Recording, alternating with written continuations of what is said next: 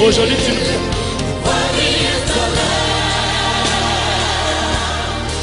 Otobeti milolo. Amen. Sikoyo otomboli mongongo lobi nzambe lobela ngai na nzela na mosali na yo tobondeli na kombo na Yesu. Seigneur, ce matin nous voulons encore écouter ta parole au travers ton oint, ton choisi, ton serviteur. Ce matin, tika ete azala instrument pe canal o ko utiliser na tongo ya lelo pour na kopambola peuple na yo Seigneur. C'est un messager que tu as envoyé ce matin. Lola ifwa mawana koloba Seigneur. Ezala lola ezoloba. Wana koloba Seigneur ba vie ezokangolama. Wana koloba Seigneur milimo mabe ezokende. Merci Seigneur, dispose nos cœurs, dispose nos vies pour écouter cette bonne parole que tu as envoyée ce matin. Au nom de Jésus, nous avons ainsi prié. Amen. Pendant que nous avons invité l'homme de Dieu, notre Père, le révérend apôtre Walo, Tobeteli Nkolo Maboko Makasi.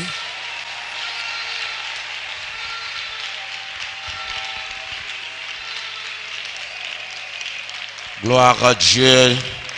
Pesande kona yombote na gauche na droite. Loba na enzambe apenela kanisa yo. Asalelo bolamu aleka makambo nyonso yo eza ko se présenter aujourd'hui. Que le Dieu de la Bible soit ton Dieu, afin que son soutien soit permanent dans tous les domaines de notre vie. Nous allons lire deux versets bibliques. Psaume chapitre 3. Psaume 3 du 1er au 5e verset. Psaume 3, 1er au 5e verset. Psaume 3, 1 à 5. Ô Éternel, que mes ennemis sont nombreux, quelle multitude s'élève contre moi. Combien qui disent à mon sujet, plus de salut pour lui auprès de Dieu. Mais toi, ô Éternel, tu es mon bouclier, tu es ma gloire, et tu relèves ma tête. De ma voix je crie à l'Éternel, et il me répond de sa montagne sainte. Amen. Parole de Dieu.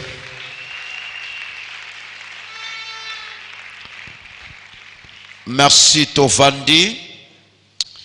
Nous sommes en train de parler sur des réalités spirituelles depuis le dimanche passé. Les réalités spirituelles qui dérangent beaucoup de vies, beaucoup de familles, beaucoup de foyers et pourquoi pas même les affaires de plusieurs personnes et ça bouleversé, renversé à cause de réalités spirituelles. Et dans les réalités spirituelles, elles allaient au-delà des visibles, au-delà des matériels, au-delà de la vie naturelle. La Bible parle, ici c'est l'homme de Dieu David qui parle de la réalité où il a traversé, où il a mona, pe oyo azako tatola. Alobi na occasion oyo azalaki kokima pe azalaki kolobela ndenge makambo ezoleka devant Dieu. Auti koloba, oh Dieu, mes ennemis sont nombreux. Mes ennemis sont nombreux.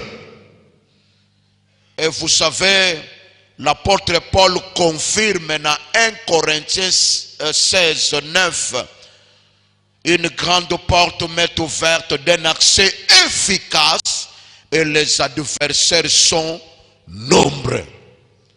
L'apôtre Paul, dans le Nouveau Testament, a confirmé réalité et Ancien Testament et à David. David a dit, mes adversaires sont nombreux.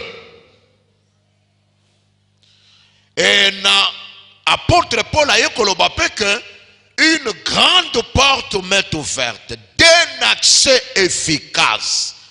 Mais les adversaires sont nombreux. Kokanisa te soki obengami pona kozala na ba accès na ba grande porte, kokanisa te bitumbe kozala muke te. Bitumba mingi ezali mesure na niveau ya komata ya mutu. Soki mutu amati likolo, abengami po amata likolo, azala na vie ya likolo, bitumba na ye pe kozala likolo. Avant aloba, les adversaires sont nombreux. Il a commencé de parler d'une grande porte. Et cette porte est un accès moko efficace. Il a parlé, il a dit, une grande porte m'est ouverte d'un accès efficace. Et les adversaires sont nombreux. Banguna tangu baza ebele, bayaka koyebisa na kati na biso que je ne suis pas n'importe qui. Leur présence est na une signification. Ya koloba ke bitumbeza na tina pour avenir moko ezobangisa. Leur présence est na tina pour na koloba que bayaka pambate. C'est comme dans une parcelle. Quand on parle du voleur, batu bayaka koyiba. Yo somona lupango eza ne lokote muyibi akota. Non. Même quand la Bible parle, Jésus il a prononcé, le voleur vient que pour voler, détruire et égorger. Satan a bengama voleur parce que a comprenant que Dieu a déposé des potentialités. Il est voleur parce qu'il a remarqué dans ta vie, et ça n'a biloko il faut déranger, et il y a biloko il faut yiba, et il y a biloko il faut à dévier. Il est voleur parce que vous avez des choses précieuses. Et le voleur a kota kabisika désert ezate. Mapango musu na quartier bokoyi ko vanda pendant 15 ans. Ata mukolo moko te bokoyo ko muyibi alekaki yao. Rien du tout. Biso kola na mapango mususu clôturé te mususu clôturé oyo kaka na mapango ya clôturé au place boza okende tala ba télévision nde so kabaloba ah bayibi biso bilamba na singa bayibi biso ba so ba ozoka me bino et para biso na to bungisa te. Do ye moko soka leki atali kaka forme alobi babenga nga muyibi awa. Do moye babenga muyibi na lupango wana ezate po eloko akozwa ezate.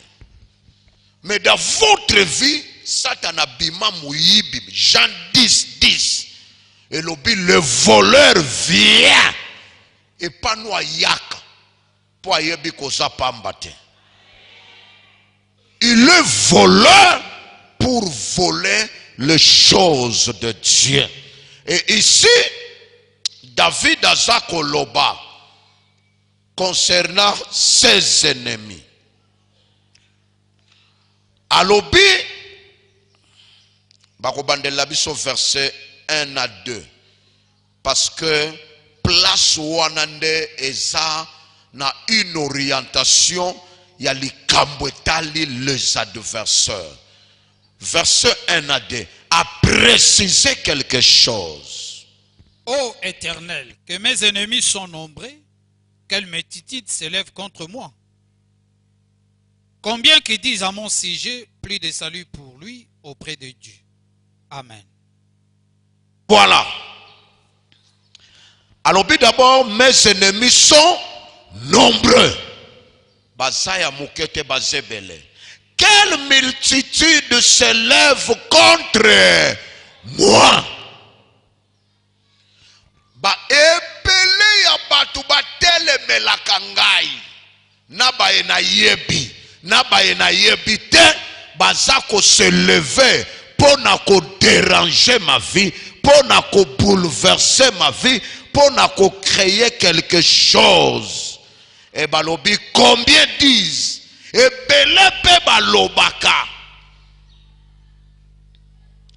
à mon sujet. Quel bandeko babundisi yo côté na yo moko, babundisi yo entre bango na yo esimbite bakomi sikoko bundisa relation na Nzambe. Yo kandenga lobi combien disent à mon sujet. Eli ko loba sujet oyo batu nyoso bazelelaka yo. Plus de salut pour lui auprès de Dieu. Lokola biso to bundisi ye, to compliqué ye, to tungisa ye na Nzambe na ye asalela ye eloko te. Basilisi awa balobite que plus de salut de non auprès de son Dieu. A pembeni ya Nzambe na ye azwa eloko te, azalata ne eloko te. Mais to ebisi bango eza lokuta bakokoka te. Parce que bakoki ko déranger Nzambe ta salelo malam, bakoki ko déranger Nzambe te po asepelisa yo, bakoki ko empêcher Nzambe te. La Bible nous dit dans Psaume 115 verset 3, notre Dieu est au ciel, il fait tout ce qu'il veut. Soki mutu apekisaka yo Nzamba salelo bolamu Nzamba lobi je ne dépends pas de toi. Bae ba pekisaki Nzamba salela zache malamu Nzamba yokaki bango te. Kokena ndaku na yete na kokende. As aliaka bembongwa bempoa batu nakokende. Ndenga zawa nazo travailler pour na barome nakokende. Malgré les empêchements des gens, Jésus alala kinandaku ya Zache. Batu nyonso bazo loba Nzamba salelo malamu te, bazo lekisa lere ya pam. Soki yo boyi ko salela nga malamu Nzamba ko boya ko salela nga malamu te. Soki yo boyi ko soutenir nga Nzamba ko boya ko soutenir te. Soki yo boyi ko lakisa nga nzela Nzamba ko boya te ko lakisa nga nzela.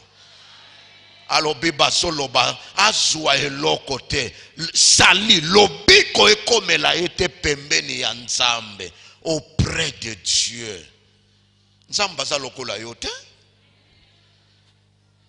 Et par là, tolobaki que na ba réalité ya ba combat spirituel, nous devons savoir que il existe un grand nombre de gens et il existe beaucoup de gens qui sont contre votre tranquillité, votre progrès, votre stabilité, votre avancement et votre résultat.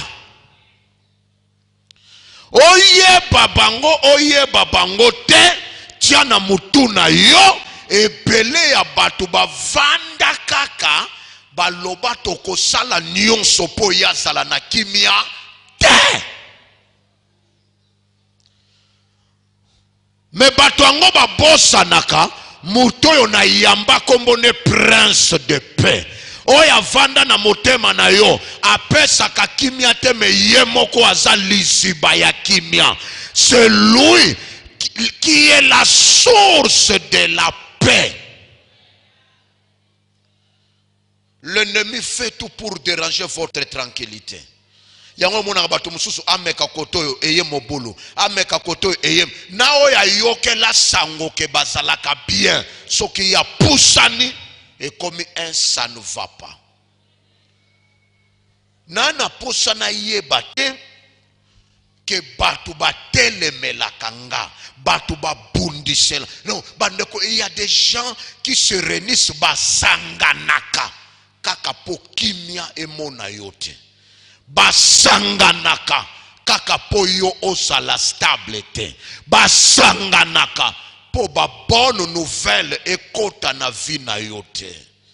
Bato wana bazali. Et la Bible parle aussi de complot. Nous avons lu complot d'ailleurs, un acte des apôtres que nous avons lu, balobeli complot.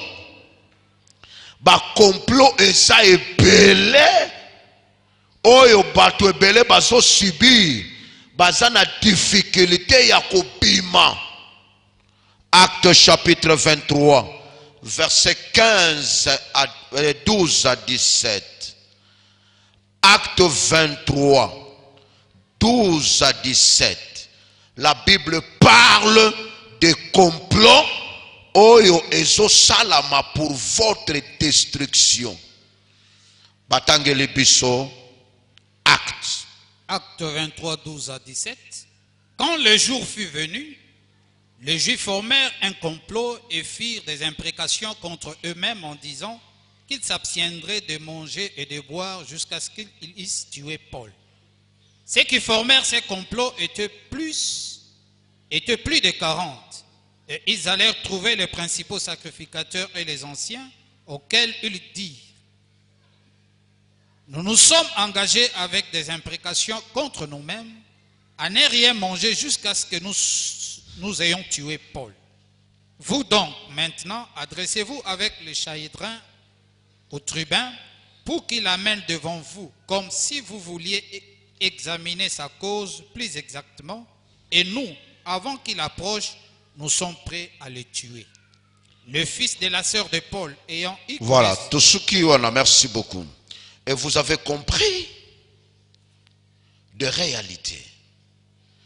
Pendant qu'on va complot, l'apôtre Paul a ça sous-informé, mais bato balobi biso tokomi pime la kolia, tokomi pime la komela, kaka poto sala nini to bomaye. Mokileza tendenge misunu ezomona. Mokileza na makambo ebele. Awa tozotanga ngo na Bible.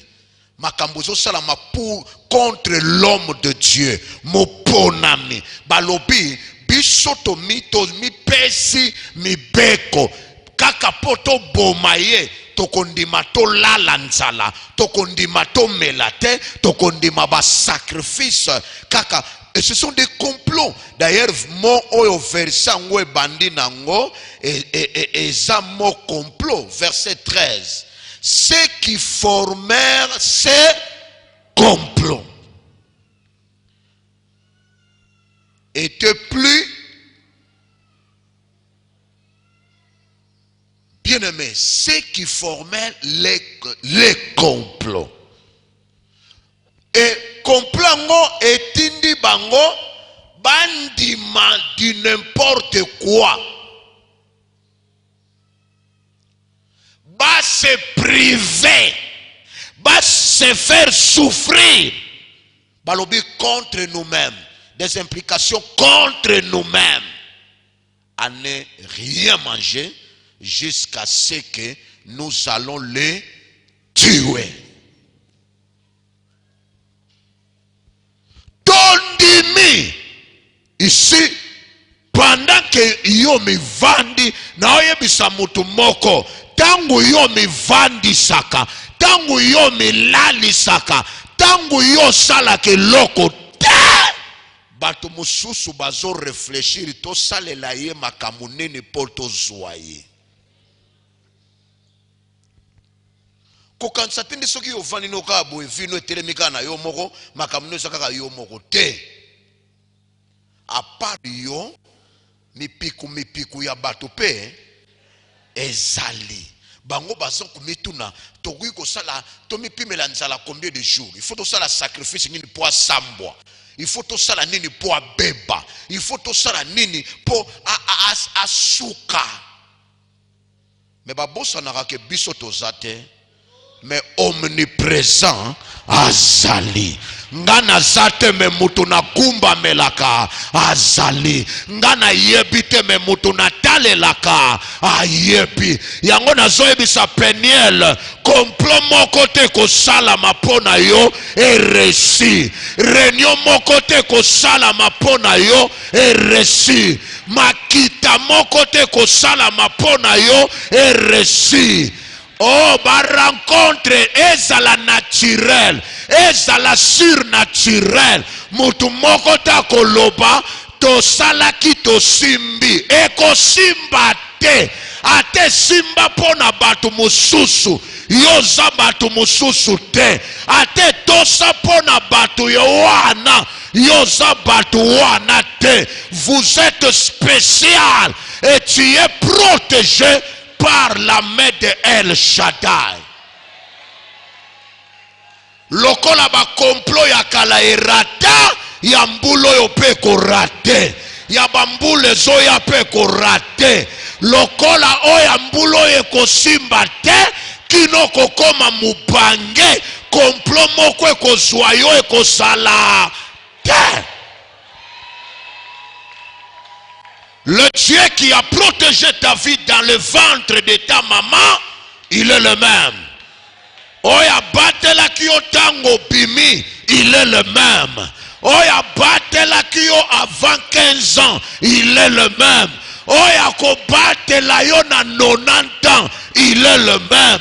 Oya ko soutenir yo, il est le même.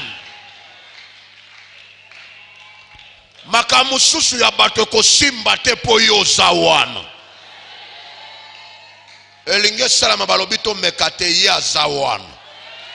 O mebiso to yeli etete melokola ya zawana moye likambo sala meate. Azana contrôle espace mobimba. Azana contrôle ya lupango mobimba. Azana contrôle ya ba réalité. Ba projet na ba complot na bango. Et ça nul est sans effet. Parce que Dieu est Dieu. Dieu est capable d'épargner ta vie na ba complot. Au moment où tu me souviens, tu as réunion, tu as makamba, tu as développé, tu as sepela. Nous sommes omniprésent.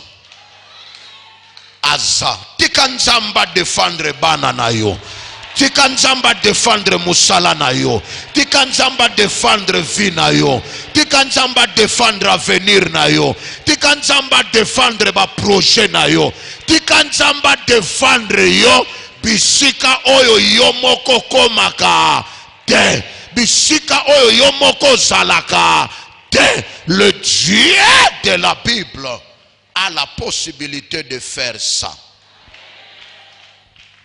Des complots. Et information qui n'a pas réalité spirituelle. Nous devons éviter l'habitude de considérer les autres comme nous. Ça c'est très dangereux. Piège oye sambusa batwebele yangoa. Évitez cette habitude de prendre tout le monde comme toi. C'est l'erreur que Salomon et Samson a salaki.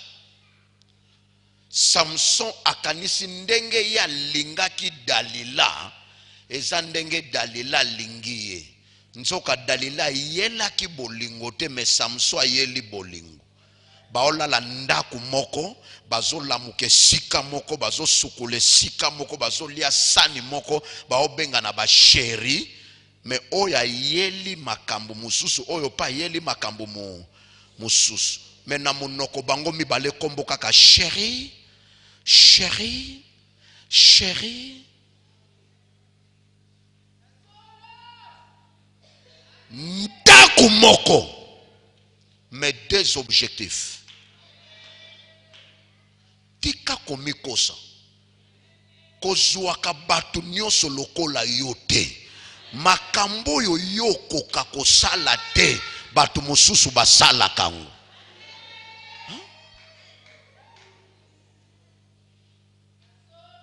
il y a des choses nenga nazawa na koki ata mokolo moko te kotiela mutu poison nga moko naza sur na koki tata na ndoto na okokate melingi loba te soki nga na okokate mutu mususu pe a okokate te wana eza mutema nanga na koki ko boma mutu te menanga elingi koloba te ke nazwa mutema nanga na lati sango pe bato mususu c'est faux.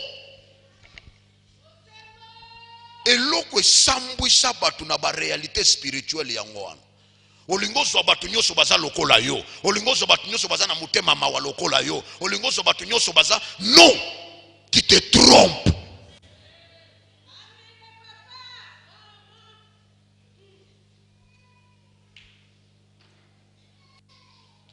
Bakanga une maman azo melisa bébé il y a 3 mois bakrasha yo esali onkele epano ezankele po okokate me ya kokango asape mutu lokola yo. Dans les réalités du combat spirituel, évitez de généraliser, de coller ta vie chez les autres. Non.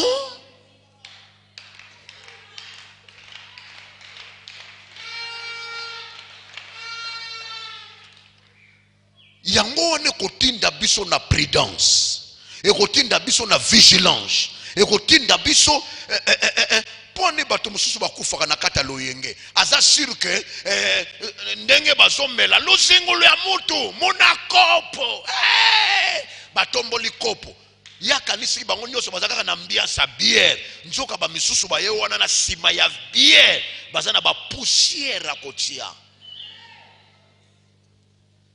Et a vu objectif nae à généraliser tout le monde. Toyeko sepela, sepela na yo, sepela. Nzoka ba misusu ba yeko boma.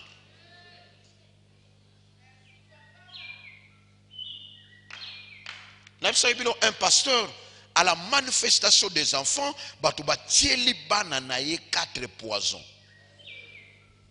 Et les adultes ont utilisé les enfants. Pasteur a tindi bana edika que bana pasteur ba koki ko empoisonné mais bano bakutana kina bana pasteur bana facilité ya ko empoisonné. Lo bana voisin yo zayete yé pas zayote.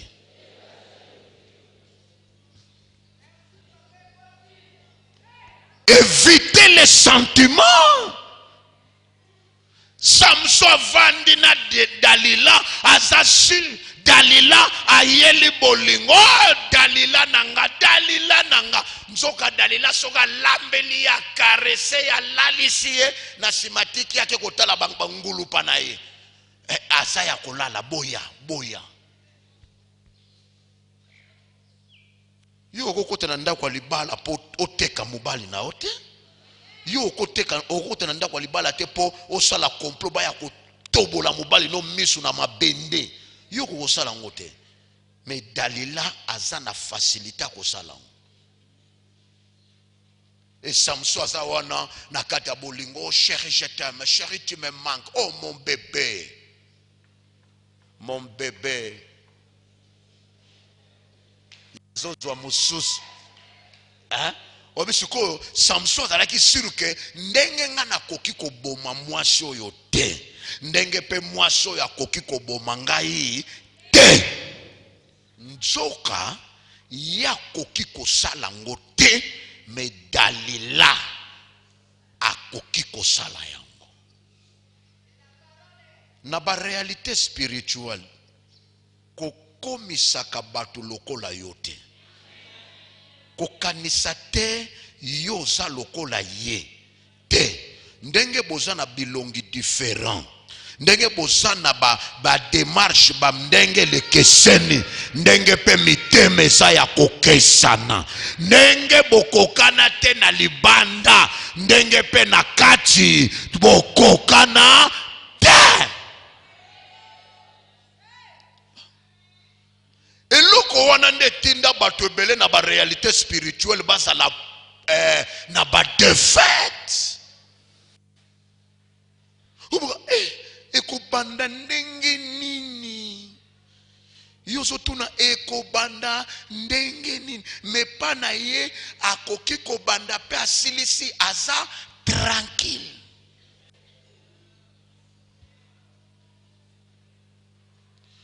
Et c'est pourquoi il y a des réalités spirituelles où tu ne peux pas généraliser. Bandeko tibaya bakanga Samson bakena ye mwasi azotal bakena ye baba ndio bini se ba danse la femme est là à otal bazua mabende bafungola lisu tia première lisu ebima bazoya mibale ta deuxième lisu bazo tobola moto lisu bomona place moko balobela regret ya mwasi na yete. Elle est habituée de faire le mal. Siko lokola zana dema kolo lokola yo lokola lobaka pe ba phrase d'amour. Yo lobi o ndenge ngana za eza pe ndenge yaza. Okosi. Soki ndenge yo za na mutema malamu eza pe ndenge bato nyonso baza nde ba poison circulaka te na mboko.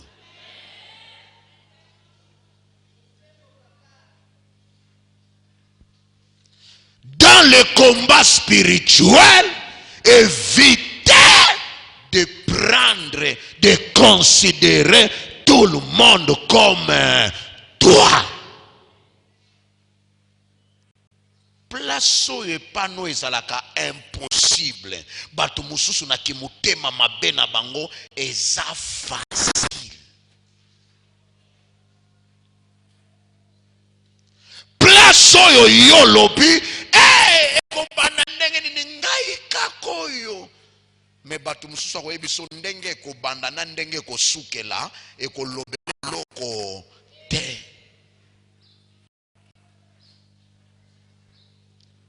Et nous ne pouvons pas se par là. Évitons les sentiments, évitons la flatterie, évitons des distractions inutiles.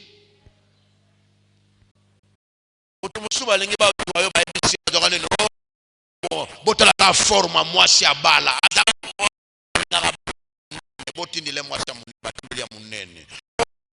Taille moyenne. Oh, bakunanga nzoka.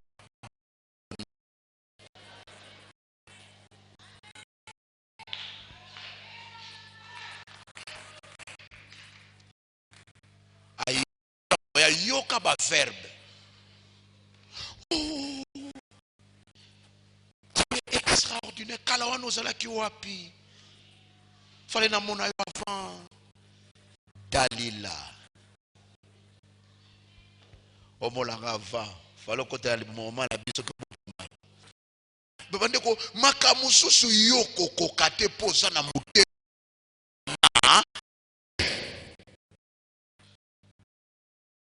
Le malheur des uns le bonheur. Un pasteur qui était très zélé, attaché na papa na bango, bakanga mabaka. Normal, c'est normal être ne kozala bien na papa na yo, kozala bien, mais plusieurs fois zo ba menace bataka okuta papa na bango na groupe abato. Mokonso na tongo akuta na ebisie. Omonio so koti na kipu wana kitata ekoye après mais biloko solo ya losambo ekozwa yo ndenge ezwaka bango. C'est la réponse. Qu'est-ce que vous croyez? Nous tous nous prions. Le bon voisin kebo kozwa next keba kebo kozwa next pamba ya mbalakata. Et l'autre a été sauvé.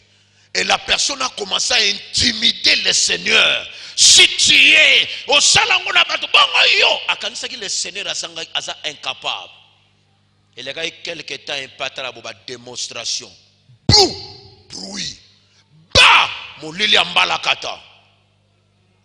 Na moto ya condamna qui a bandé sabato oyo to toucha za n'importe qui te.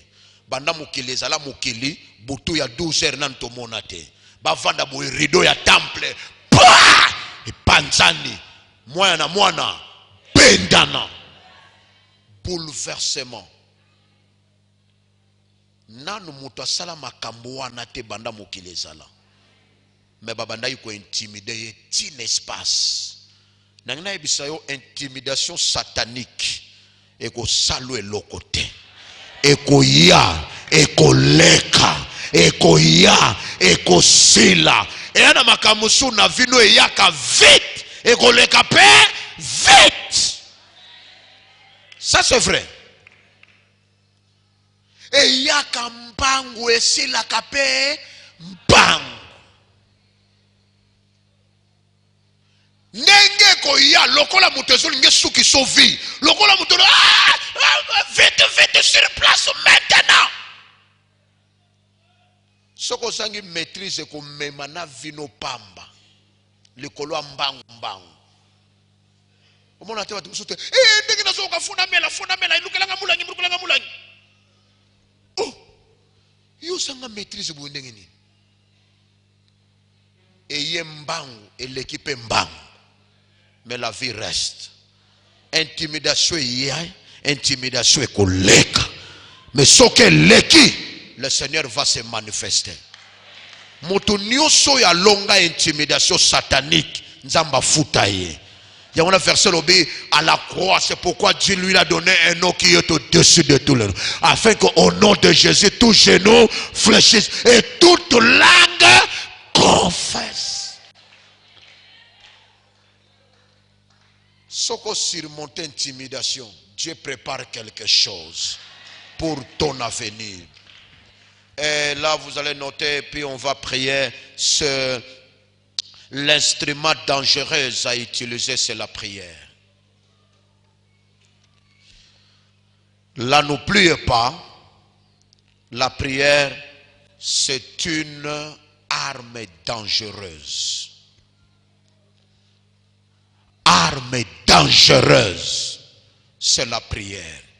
Et banga kanda kwa voisin te. Et banga kanda kwa cultiste te. Et banga kato oyebi ndeto vaya na mapango ba limite za. Ndelo na bino esukawa kokota wate me prière nanga ana ndelo te. Sokolo bika ka provocateur. Tango yozolo ba provocateur prière sa localisa qui est. Abia vanda kana balabala boye. Loba lachenga kana kende. J'aime la prière. Arme zanga frontière. Arme qui paka peite. Et banga kate famille nini kotaka. C'est pourquoi vous êtes condamnés d'aimer la prière. Ce que motoazo sambela. Monde à ténèbres. Et que moto a utilisé arme moko dangereuse. Baloba Satana banga kate mutazo prêcher, a banga kate mutazo tanga Bible, a banga kate mutazo discuter, a banga kate muto yazo sala débat. Mais le diable a peur d'un nouveau chrétien à genoux. Oya bongoli mutema lelo kaka soka fukami. La suba disposer la cale aibi ba précision aibi détail aibi denga tindaka. Le diable a peur de tes prières parce qu'aibi efficacité nango bisika na no komite lo sambo ko iko sailo makambo abio yoke kuta yango. Bato yona no kuta na bango te prière akokenda kutani na bango a sélectionner a longoli ya mabe a tikelio ya bien. Dieu va faire des choses. Que le Seigneur vous bénisse. On s'arrête là pour aujourd'hui.